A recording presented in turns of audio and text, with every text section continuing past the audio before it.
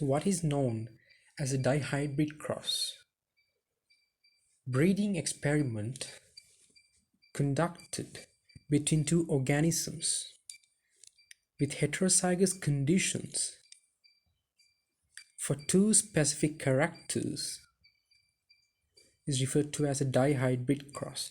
So a breeding experiment conducted between two organisms who have heterozygous conditions for two specific characters is referred to as a dihybrid cross. Now they have given you two definitions for dihybrid cross. The second definition you come across under the heading dihybrid cross. So I think it's better to remember this than the previous one because this contains much more information in a clearer way. A cross between two homozygous organisms. So it's better, see, they're telling you about the organisms too. So a cross between two homozygous organisms with contrasting traits. See how clear it is, with two contrasting traits. A cross between two homozygous organisms with two contrasting traits. For what? For two specific characters being followed is known as dihybrid cross. So a cross between two homozygous organisms with contrasting traits for two specific characters being followed is known as a dihybrid cross. Now to understand this definition clearly, we should look at a very tiny example. A small example would do.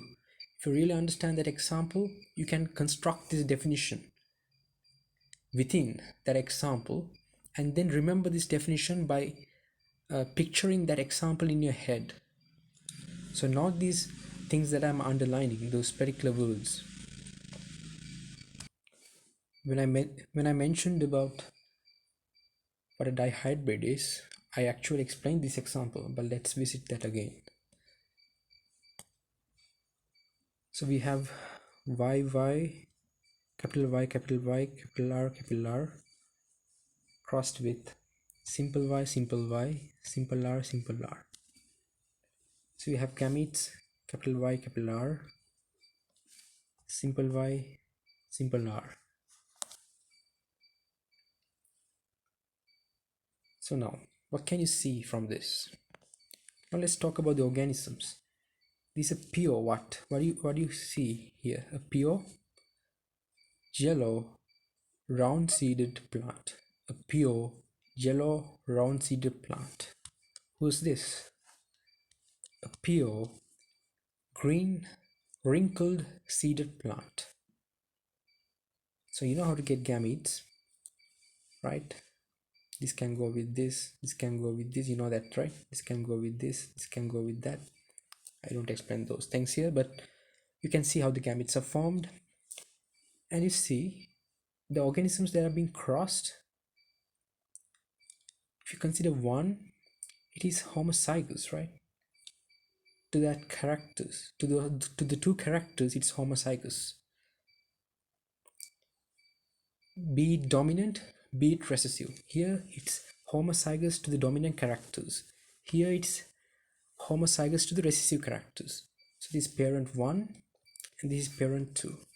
So from the cross between these two plants, now from these gametes you can get the first generation, the F1 generation, YY, capital Y, simple Y, capital R, simple R.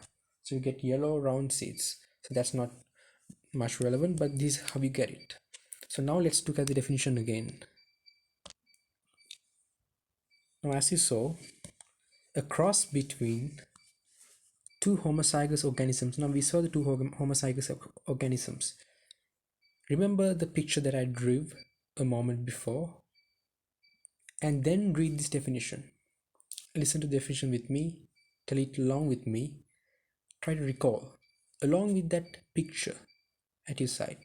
So a cross between two homozygous organisms with contrasting traits. Now we saw the contrasting traits, right?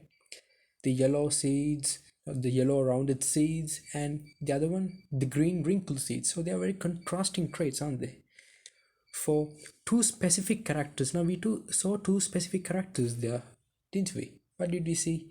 We saw the color of the seeds, and we saw what the nature of the seeds, like the rounded nature of the seed and the wrinkled nature of the seeds, right? So you see how easy it turns out to be when we look at that example. A hard definition seems to be very easy at the end. So a cross between two homozygous organisms with contrasting traits for two specific characters being followed is known as a dihybrid cross. It's very clear now. Now we come to a very crucial, critical definition. Independent assortment of alleles. What do you mean by that? This is very important in doing questions also. These definitions are also very important when you do genetics questions. So what do you mean by independent assortment of alleles? This is the definition, independent assortment of alleles. Then we'll look at the dependent assortment of alleles later on. The two characters could be transferred from parents to offspring, right? When the two characters could be transferred from parents to the offspring, independent of each other. This is called independent assortment of alleles. So independent assortment of alleles is a condition where two characters could be transferred from parents to the offspring independent, that's the crucial word, independent of each other. This is called independent assortment of alleles. Now I'll give you an easy example to remember this. Now you know, we talked about the seed color and the seed shape thing. The two characters, seed color and seed shape, could be transmitted from parents to offspring independent of each other. So the allele now responsible for yellow color, it doesn't disturb the allele responsible for the round nature of seeds. You can take any example. So they are moving independently. So the two characters, for example, the seed color, the seed shape, could be transferred from parents to offspring independent of each other. So for example, in that case we saw the Y allele earlier, we saw in what we drew could be passed either with a capital R or a simple R allele, vice versa, right? It can pass with anything. Y allele could be passed with a capital R or with a simple R allele, or vice versa.